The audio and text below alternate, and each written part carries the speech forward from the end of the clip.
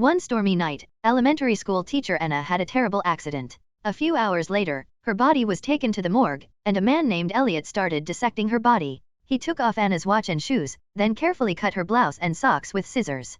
Cutting her red dress, Anna suddenly opened her eyes. She asked calmly, "Where am I?" Elliot tells her that she is dead. Hearing that, Anna could not calm down. Obviously, she was still speaking. How could she be dead? Elliot was not surprised at all. He took the out proof that Anna was dead. Anna was speechless. She was proven dead 8 hours ago, but why is she still be able to talk now? Elliot did not answer the question. He took the tools to continue with his work on Anna's body, but Anna kept babbling, asserting that she was not dead, even though that Elliot was killing her. Elliot turned off the lights and left the morgue. In the dark, Anna was still trying to remember whether she was alive or dead after all. Suddenly she remembered a strange thing. Yesterday afternoon, Anna attended a funeral of an old man. She accidentally discovered the corpse in a coffin. Lightly opened her mouth. She was startled with horror. Anna looked more closely and saw that the corpse was normal. She thought she was hallucinating. At that time, Elliot beside her silently realized something wasn't right. After the funeral, Elliot began to watch over Anna. He discovered that this girl was very angry. Even a small thing like finding the car keys in her pocket also made her gone mad.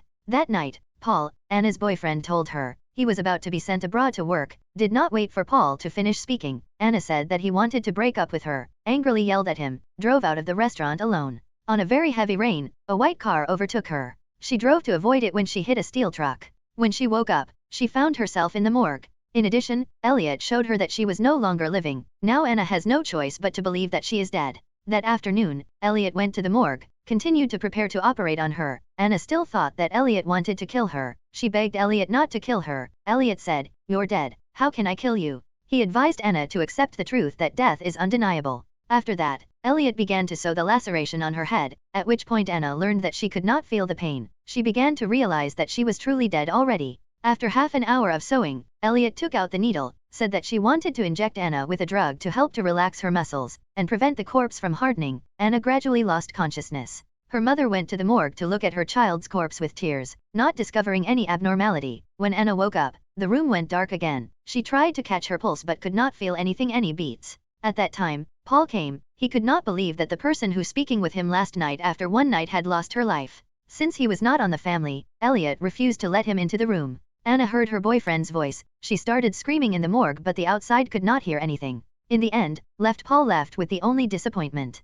A few minutes later Elliot returned to the morgue. Anna asked why she didn't let her boyfriend in. Elliot said, "You're dead now. In other people's eyes you're just a corpse. Only I can see your soul." These words shocked Anna. She began to doubt. How could Elliot be able to see the world of yin and yang? Paul still could not believe that his girlfriend was gone, until he went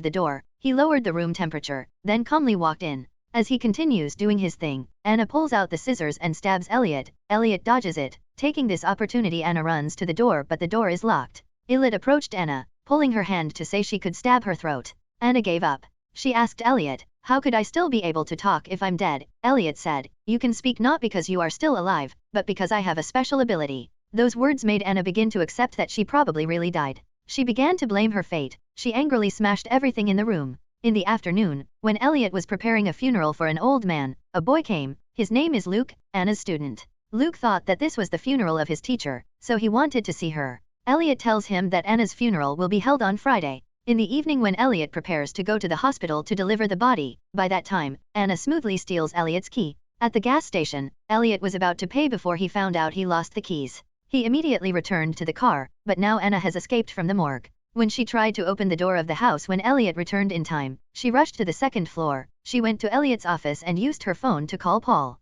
After listening, Paul thought that someone was teasing him, so he immediately turned off the phone. Seeing Anna fail to call, Elliot proceeded to explain, "She is now dead. Only I can hear your voice." At this moment, Anna is still skeptical, so Elliot opens the mirror. Anna looked into the mirror, only to discover that her appearance in the mirror was no different from a corpse. She finally believed that she was already dead.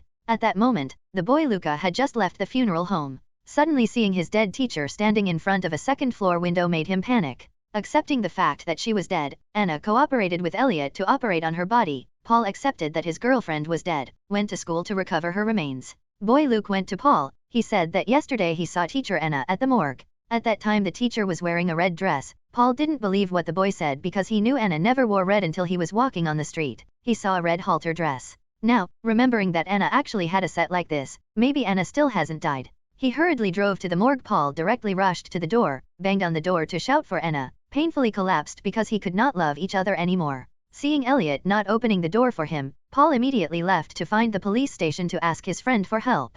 But people think that because Paul is suffering too much, his mental state is not normal. The friend gave the report of Anna's death to Paul. Paul was even more unpleasant because the report only showed that the medical staff was present at the scene of the accident, confirmed that Anna's heartbeat and blood vessels were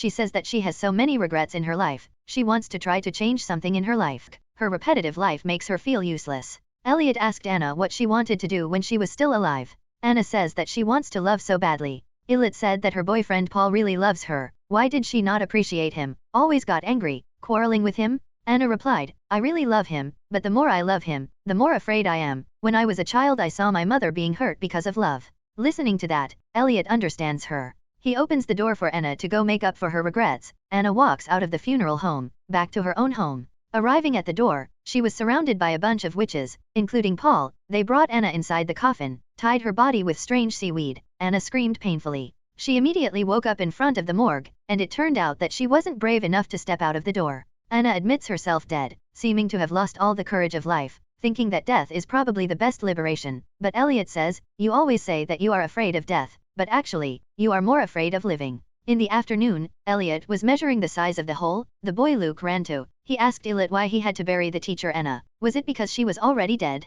Elliot replied, it's not that Anna is dead, but that life has left her body. In this world, there are so many people like Anna. They are fierce towards everyone, but also ferocious to themselves. They never knew how to appreciate their lives and love. Such people live only to waste other people's space. Heard the convincing answer, boy Luke understands. He once found a chicken in school. This chicken looks very sick. It looked like he was unhappy. Maybe Anna was that chicken, so Luke also followed Elliot, burying the chicken carefully. Early the next morning, Elliot put Anna in the coffin for her final surgery, and at the last moment, Anna wanted to look at her figure for a bit. Elliot brings the mirror to Anna, but now Anna's breath is in the mirror. She realizes that she is still breathing. It proves that she is still alive, and Elliot was a murderer. Elliot hastily explained that it was just Anna's hallucination. He grabbed the mirror and injected the needle into Anna's neck. A few minutes later Anna fell into a coma. On the funeral hall, her boyfriend gave her one last look, and he went to the coffin, put the ring he was about to propose to her in her hand. Elliot was standing next to him. He felt a little worried that Paul would find out his secret.